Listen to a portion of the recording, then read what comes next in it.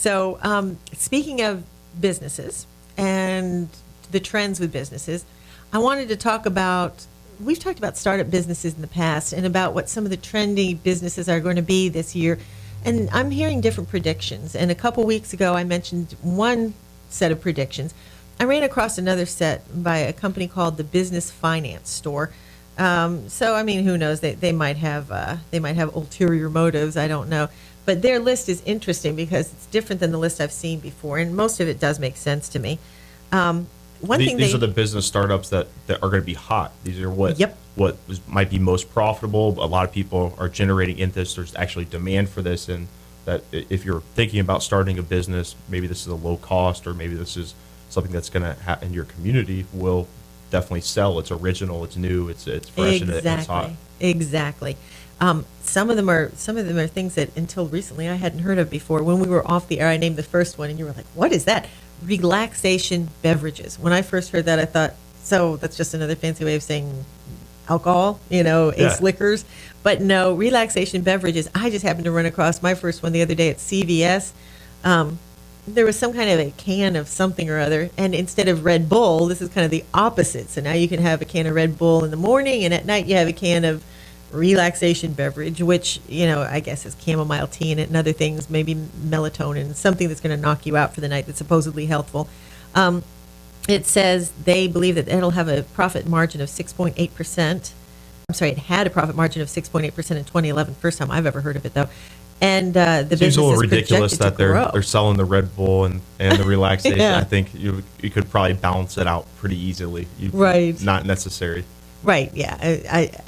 I mean, of course, I'm from the old school where you drink coffee, and I suppose that's similar to Red Bull. But if I think anything can be taken to extreme, my motto in life. They love that you said extreme next to Red Bull, I'm sure. Too. Yeah, moderation in all things. That's what I would recommend. Which I don't always follow my own motto, but moderation in all things is what I would recommend. But they did say the business grew 68.7% over the last 5 years with a totaling of $73.7 million. So that's unusual. Social network game development, everybody knows what that is. Internet publishing and broadcasting, corporate wellness services. We just talked about that. Right.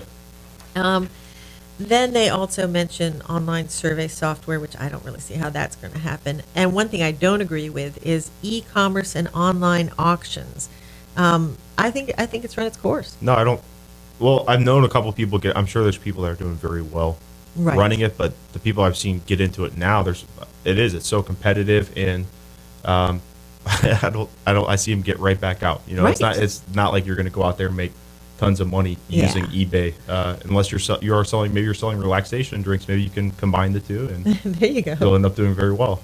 Well, I think that the biggest problem I've seen with e-commerce is that unless it's going to come to the top of search engines, and you are very familiar with SEO, search engine optimization, they're not going to be able to compete with the big boys like Amazon and eBay. So they're going to come and go the way of every other little business that starts and stops on the internet. And you're dealing with two big dogs, eBay, who so many people hate now that they've gotten out of eBay and gotten completely sickened by it. Most sellers are completely, the small eBay seller is a thing of the past.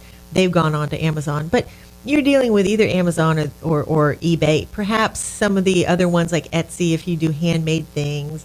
But in general, it's already out there. You're reinventing the wheel at this point. So I don't think that's going to happen. Another one that they're mentioning will be a big one this year is human resources and benefits administration, which is my specialty. I do employee leasing. And employee leasing really is a combination of both a payroll service, workers' comp coverage, and the ability to pay a little bit for human resources. Is this national that they're doing these polls and right now to say what's supposedly? Well, because I know a lot of people that do it in-house still. Like I still go to companies and they do in-house versus hiring this company. But I've talked to plenty of people about the savings that you can end up getting and by using a PEO or outsourcing human resources. Right. And it makes a lot of sense. And if they're saying it's hot, I mean, I guess.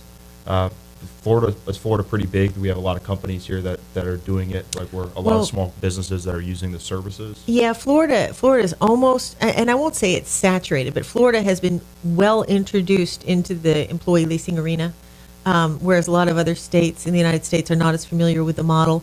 although the recognition and the knowledge about it, it's growing. But in the case of Human Resources and Benefits Administration, it's always very smart, unless you can afford to have a full-time legal counsel in-house to do that kind of thing, very smart to source it out to people who are truly professionals and know what the latest laws are. The last thing you want to do is get into some kind of situation where you find yourself being dragged to court for an EEOC issue, some kind of discrimination issue. Better to know employee law, and if you're not sure, at least you're paying for a service where they can tell you what to do. And I also love the Benefits Administration, because that takes up so much time with a company to have to deal with the paperwork. And maybe why you can do only it? afford to hire 1 or 2 people, and you can actually get a lot larger of a resource by outsourcing, and so that you can Right. you can have you can grow with your workforce. If you're expanding, you can decrease with your workforce if you're losing people, and you can end up having a lot more experts in there instead of a couple people trying to do all of the work. You can split it up between people that specialize in each area and end up Right. getting a bigger benefit out of it. Right. And again, this way you're hiring people who really know what they're doing. You don't have to worry about the legal repercussions if and when you're going to do something wrong, which is so easy to do. And one of the other major businesses they're saying is scientific and economic consulting. I would assume, I don't know. I would assume that that's a possibility. There's always room for science. And then street vendors, which now I do believe street vendors, especially. Really? They said that street Back in vendors? the Depression, they sold apples. I don't know, hot dogs this time. Ethnic supermarkets. Yeah, that one I definitely believe too, because people have grown. We have jaded palates. People have grown tired of the standard American fare. So if they can go to an ethnic supermarket and buy something a little different, a little exotic, or perhaps they want something that's organic raised, organic farmed, they're going to find that in a specialty supermarket. You're not going to find it in a standard one. So I think that's a very good point. And the people who currently shop in flea markets for the freshest vegetables are also going to shop there. And I see the flea markets doing wonderfully with their fresh vegetables. That is a weird, like we've talked more, all the articles we've mentioned, they've mentioned some type of health and food store, specialty food store, and these smaller. And I think there's a couple places, I think I've heard a lot of raving reviews about Trader Joe's, and Yeah, I have too. They've talked about these, like, I think there's one actually in around Florida that they have, like I think it's in Sarasota. They have a Trader Joe's, and they do a lot of specialty pasta or specialty prepared foods that they cook, and of course it's a small store and they carry their own brands. It's all specialized food, and I think it's another choice. I guess that's what's great about a free market, is that there's always more choices. We have 10 Right. types of cookies, so we have a million types of different pastas that you can go and end up getting.